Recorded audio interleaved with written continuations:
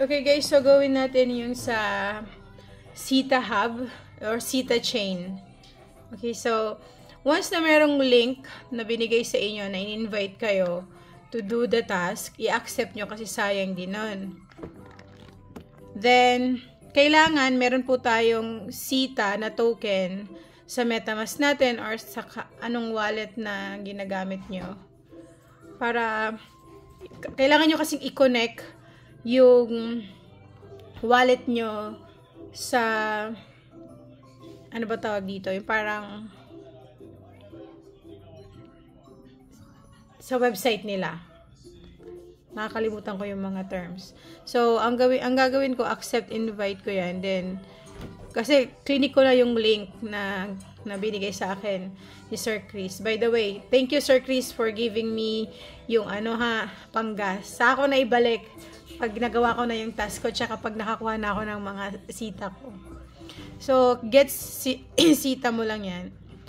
So, ang mga sita is mga bibili nyo po sa itong mga exchange.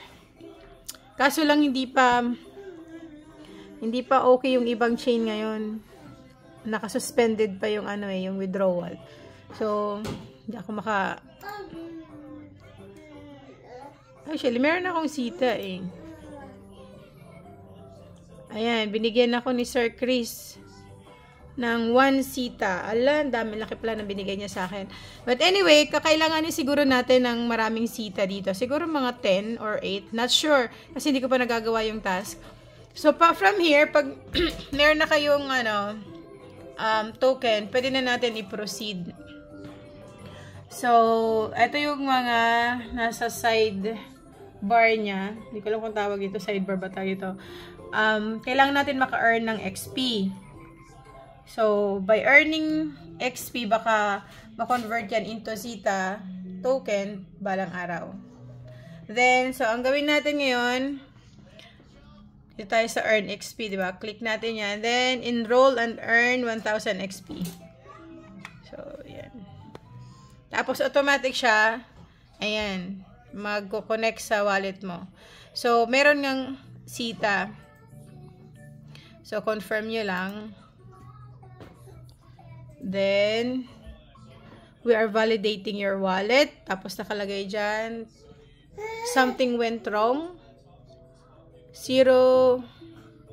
Bakit may something went wrong? Hindi ko alam. Later, tingnan natin. Bakit kaya? But anyway, so, refresh na lang natin. Itong XDFi kasi, laging lumalabas. Refresh. Nakalagay dito, sabi, refresh, enroll in Zida XP. Okay. Refresh natin, ha. Ayan, so, enroll tayo ulit. Medyo mabagal to ngayon kasi ang daming yung sita nga namin, hindi pa dumarating eh.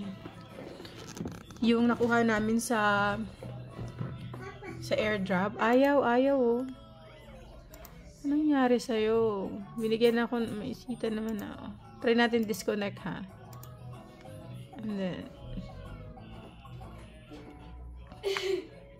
And then, gamitin ko lang yung binigay ni Sir Chris na link. Kasi, nag-promise ako na sa link niya ako magsa-sign up. So, connect wallet ko lang.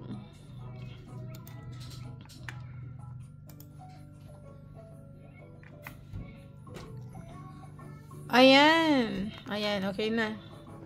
So, lumabas na kasi na tayo. So, itong sends Sita in Sita chain, receives Sita in Sita chain. Oh, this is good. Ito yung mga task or mga activities. Then, invite a friend. Then, enroll in Sita XP 1,000.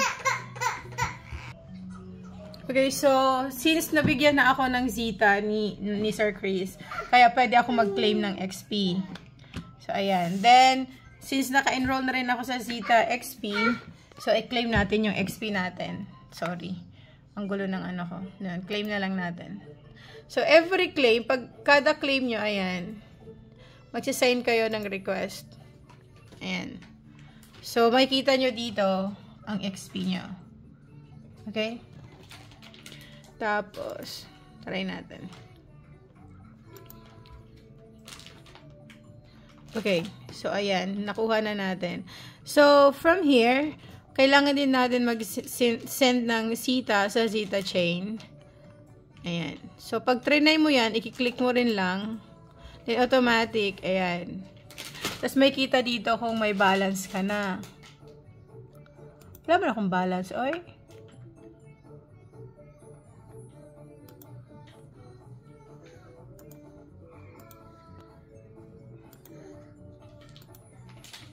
Bakit wala laman bakit wala tong laman?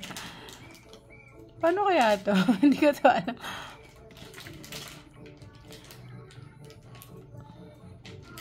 Wait. So, kailangan natin matutunan yun. So, kung gusto niyo mag-invite ng friends, ito, invite friends. You're about to sign hash, and this can be used to list in for sale authorized asset. Just make sure that you trust. Ay, ganun. May ganyan siya. Invite friends.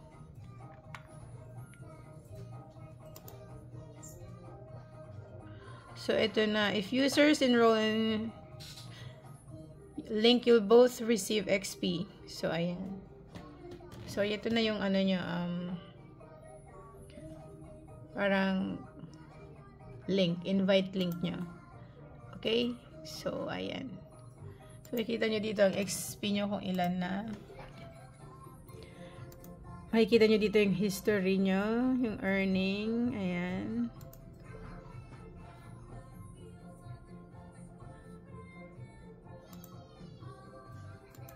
So, to do, invite friend. Ayan, may nakalagay dito, invite friend.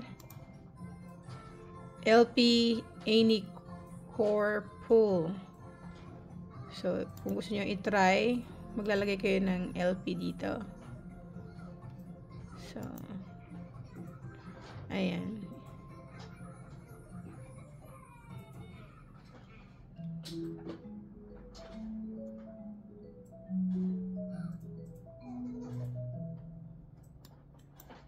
So, gawin natin yan mga susunod na araw. Ito yung claim naman kung nakakuha kayo ng wala pa rin, hindi pa rin nabibigay. So, send. Tapos kung gusto nyo mag-stake, nandito din. Transactions, dito nyo makikita.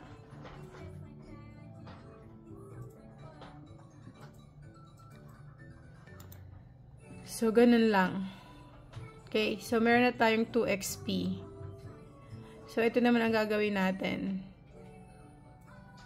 Kailangan natin mag-send ng Zeta chain. So, paano kaya ito?